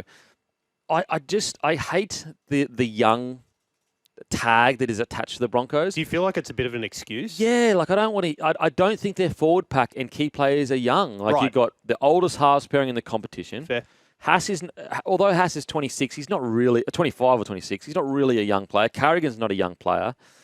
Jensen's not young. Tapu off the bench. I get it. They do have some young players throughout it, but I think that they've played enough NRL now where they can no longer be like, oh, we're a young side, so we can afford to be up and down. Yep. So, I hope that, and I don't think Madge would internally allow that to happen, but when I hear it, it makes me go, oh, they're not that young anymore. But anyway, back to Reece Walsh. Me personally, I think he just needs to, I feel like he is, and look, I understand it. So let's say you're Reece Walsh, and you're throwing all these cutout balls, and you've got all these try assists, and everyone's telling you how great you are at that thing. Sometimes you have a tendency to fall in love with that thing that everyone keeps rapping you about, which is his ball playing. And I think that he needs to go back to a really simple game plan of like, yes, you are a bloody good ball player, Reece Walsh, like some of the most incredible, long balls that we can see in rugby league currently. However, before that, you're an outside back. Yeah. And so I just reckon tuck the ball and run initially. Don't worry about having to set up a try every time. A line break assist doesn't need to happen every single time you touch the ball. You can have 20 runs in your game with one line break assist. That's for example, if Teddy walks away from a game, and I granted, I know they're totally different players, but I'm just, for a perspective, if Teddy walks away from a game with 20 runs and one line break assist and one try assist, that's a good game. Yep. And I think with Reece Walsh, he sometimes thinks that he needs to create a line break assist every time he touches the ball. And I just think he needs to go, you know what? For the first 20 minutes, he did this in his Origin debut. He just tucked the ball and ran. And you have to remember, we're talking about a guy, he's not the biggest outside back, but he's got electric footwork and he's super fast in the first 10 metres. The rest of the stuff will come. I think that always think run first, don't think pass first. And that's how he's going to find his form again. The concern with Walshy is when other superstar players have a bit of a down year, it's still a 7 out of 10 or an 8 out of 10. Like, for example, 2 years ago when Teddy had a bit of a quiet year, mate, he was still putting up solid numbers. Yep.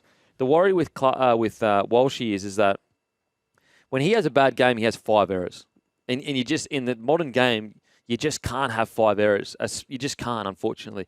Now, I will say with Walshy, I'd be happy with 1 or 2 errors because he does risk much more than other players, and you're going to get the good with the bad, but 5 is just a little bit too much. So I think with Walshy, run first, pass second, and be a little bit selfish in the sense, and when I say selfish, I mean when he's trying to create those line break assists, he's thinking, my job for the team is to create this line break assist.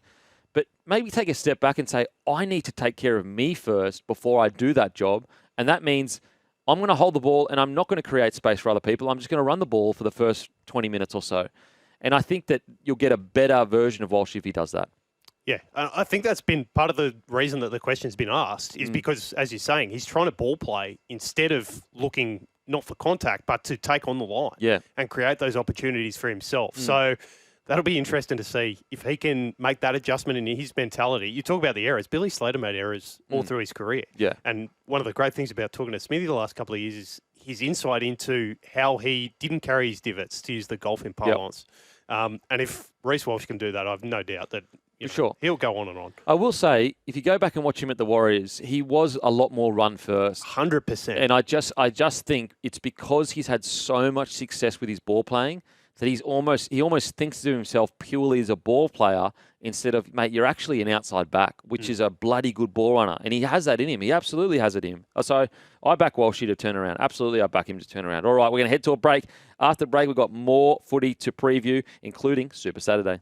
Welcome back to the Captain's Run. Let's get straight into it, shall we? Dragons v the Storm, Saturday 3 p.m, Jubilee Stadium. Dragons team news. Toby Couchman returns to the starting side. David Clemmer is set to make his club debut off the bench. Dylan Egan comes into the bench for his NRL debut, with Blake Laurie and Raymond Faitala Mariner dropping out of the 17. Storm team news. Wishart comes into the halves for Hughes, who is out with a broken hand. Grant Anderson moves to the centres to replace Nick Meaney, out with a fractured jaw. Will Warbrick returns from concussion on the wing. And Vailepu replaces Nelson of Asafa Solomona, who is due to concussion protocols missing. And Bronson Garlick takes the number 14 jersey. Oh, man. I will say the positive for Dragons is you got to know that Flanagan has them fired up for this game. Yes, it is a tall order, arguably the tallest order in rugby league. However, they need a win and they need it right now. They are currently 0 from 2, especially that last game. The game was there to be won, like so there to be won. And I know, you could tell how frustrated, Flanagan was in the post-match press conference. So he'll have the Dragons fired up.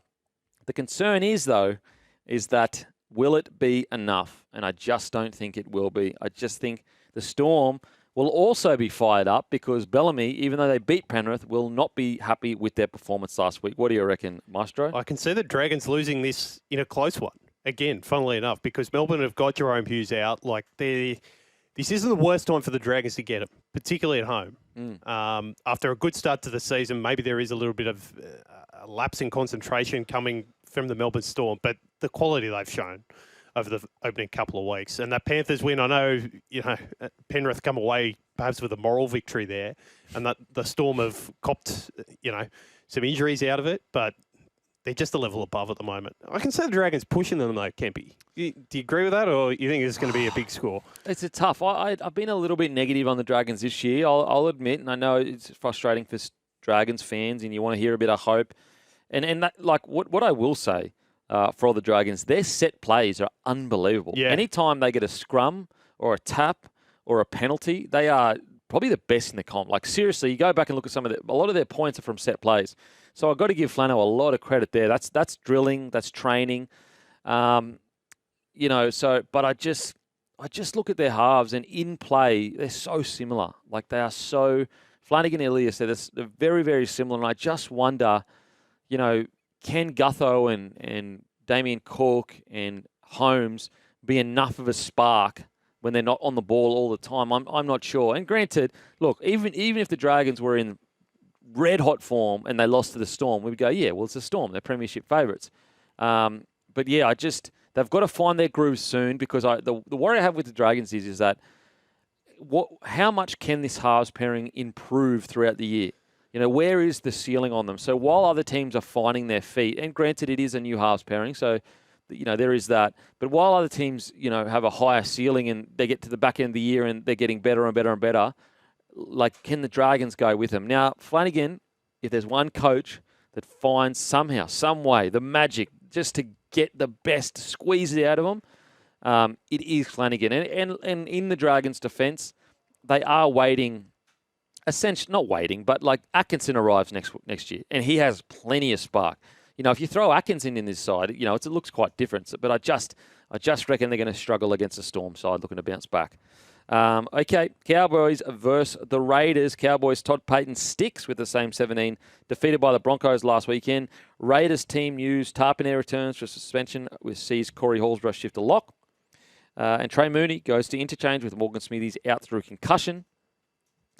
I will say, from the Cowboys' perspective, I actually thought they played really, really well last week. I thought they dominated the Broncos for at least the first 30 minutes. I mean, after halftime, or just after halftime, I think it was only like 12-10 or something like that. Like, it wasn't. And granted, in the end, the Broncos, they were quite dominant. But I personally think if the Cowboys can play like they did, especially in the first half, they're going to beat most sides. I really thought they were way better last week. Way better last week. What do you think, Maestro? Well, it's interesting. The weather's going to play a part here, because we're expecting rain all through Queensland this weekend. And you might look at that and go, okay, that's, going up to North Queensland, it's going to be hot and perhaps dry. It might suit the Cowboys a little bit more than the Raiders up there, particularly given how they played against the Broncos last weekend. That doesn't look like it's going to be the case. And if the Raiders can make the adjustment, then suddenly the performance we saw them put in over in Las Vegas, the performance we've seen them put in against the Brisbane Broncos, they've produced to a higher level than the Cowboys have to this point. So if you're just going on that, they have to be favourites. Yeah, I mean, I agree with you, mate. I'm going the Raiders to get the job done. But again, it just depends what Cowboys. If that Cowboys side from last week rocks up, I would actually probably give it to the Cowboys. Yeah. But I just don't know whether it will. I just don't know where it will. But this Raiders side, it's really important. Yes, of course, it's important to win, but I think it's really important they just put in another good performance, because the last thing you would want was to erase the first two rounds. Like, if they go, shocking performance against Manly, another bad performance, and they lose to Cowboys, all of a sudden, you start, looking around going, okay, were we as good as we thought we were, and was it just a bit of a fluke those first 2 rounds?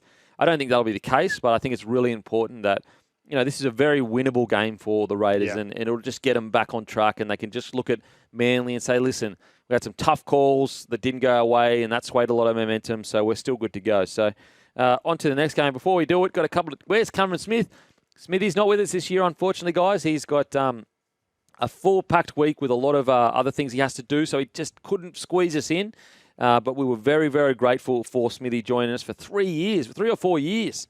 We're very, very lucky, very appreciative, and who knows? Maybe he could come and join us once every now and then. We'll see. But what I do know is his new role, I'm sure, will be what's best for rugby league. He's a passionate rugby league fan, old Smithy. Okay, Sharks versus Bulldogs. Tom Hazelton returns from a back injury to place Hamlin Uele. And then you've got the Bulldogs after an unbeaten start to the season. Ciraldo goes into the game unchanged. I will show it says how far the Sharkies have come, where they can, replace Hamlin Uele with Tom Hazelton. Like, that's how much depth their forward pack has. I will say I'm a bit surprised at the odds here. The Sharks are quite red-hot favourites. Just going to get it up here. Sharks paying $1.26. The Dogs $3.90. And granted, I know Burton is still out. I get it. But $3.90, there's a bit of value there, mate. What do you reckon, Maestro? No, I tend to agree. The Doggies coming in, but it's funny, this is a low-key ripping clash. Yeah. A clash of styles. 2 teams that are playing very different footy at the moment. I thought Nico Hines raised a level last weekend, which is what the Sharks want to see. So it's going to be about whether the Bulldogs can really nullify the attacking threat the Sharks have shown through the opening couple of rounds. I'll ask you, Kempy, can the Bulldogs match what the Sharks have up front? Because I have a feeling this is going to be a key storyline in this game. Well, that's the challenge, isn't it? I think Ciraldo will be looking and speaking privately to the forwards and going, hey, listen, we may not have Matty Burton, but that doesn't excuse us losing the forward pack battle. Yeah. Like, our forward pack is essentially full strength unless I'm missing someone. And the challenge is like, okay, listen, if we get to the end of this game and the halves for them that were the difference. Yep. Like, they kicked us around the park a little bit too much and they scored an extra 2 tries. I tell you what, I won't be accepting if I'm Ciraldo, and I'm assuming he'll be the same. Boys, I will not be accepting you being dominated in the middle, because if we want to be a premiership threat, we should be going toe-to-toe with the Sharkies. And so that's the challenge for the Bulldogs forward pack, is like, okay, yeah, we might be a bit short Matty Burton, but we aren't short any troops in the middle. So if you win the battle there and we still go down by a point or two or a try or two, I'm okay with that because we're missing some key players, but I won't be okay with getting beaten. With the Sharkies, geez, isn't it just like, mate, just keep doing what we're doing. That's right. Just keep doing what we're doing.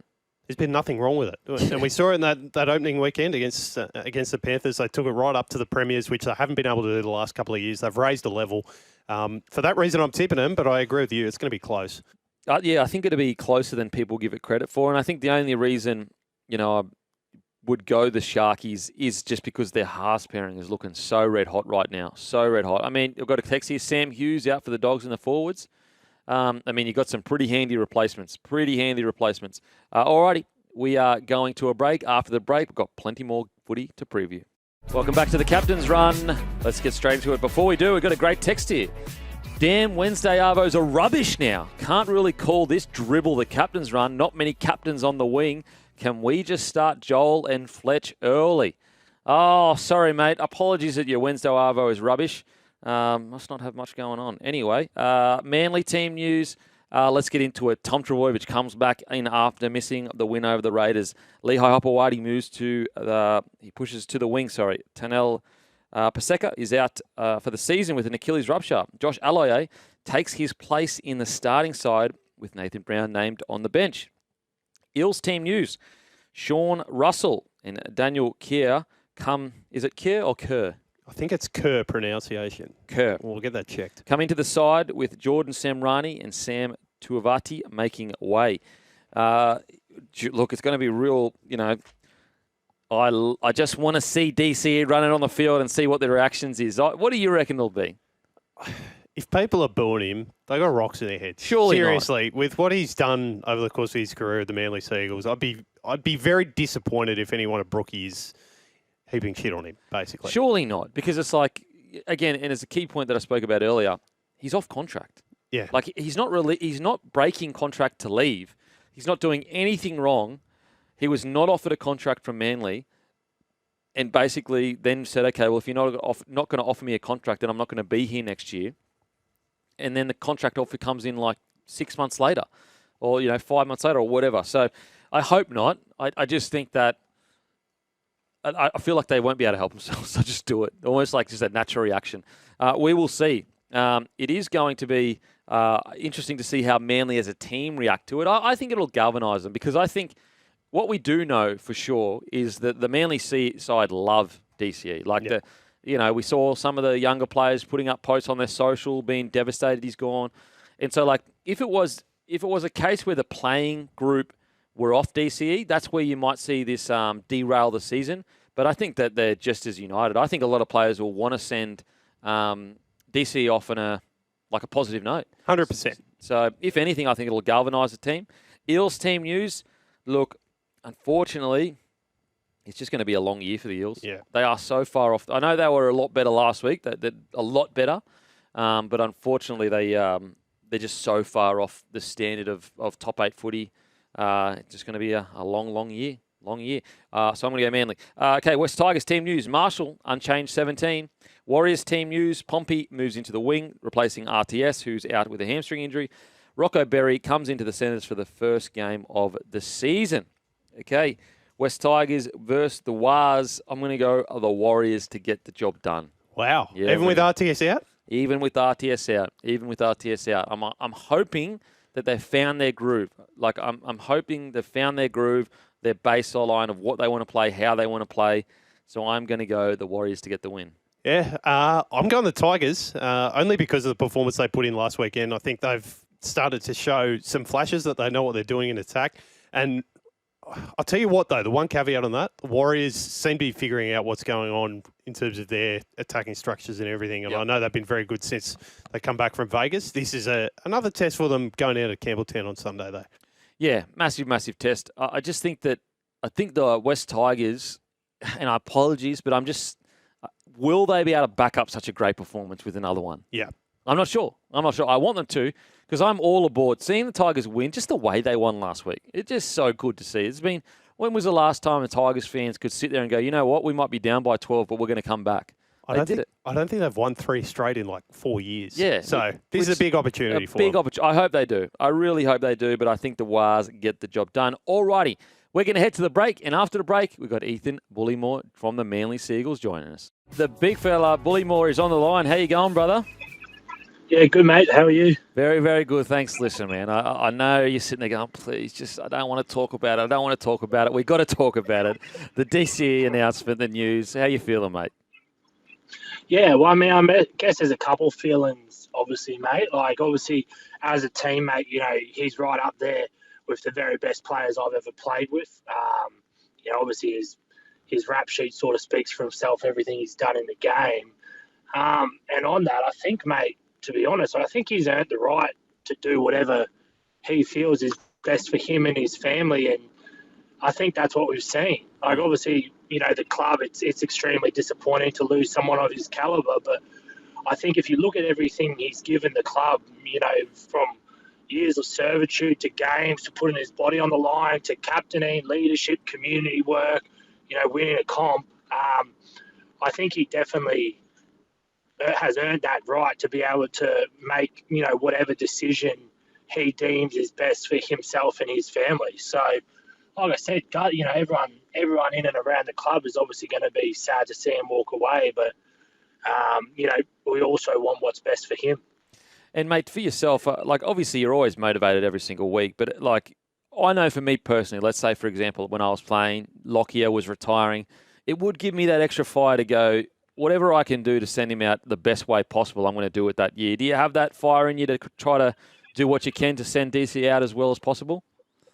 Yeah, I think so, mate. I think definitely. Like you said, he's a legend of the game. And a lot of us boys, particularly the younger boys, obviously grew up watching him or idolising him to some degree. So I think everyone definitely is really bought into the idea of galvanising around that. And, we know we've got a a great team and some great leaders in that team, including Sherry, right? So I think we've all definitely bought into the idea of, look, let's make this year, one of the best years the club's had in a long time and try to go all the way.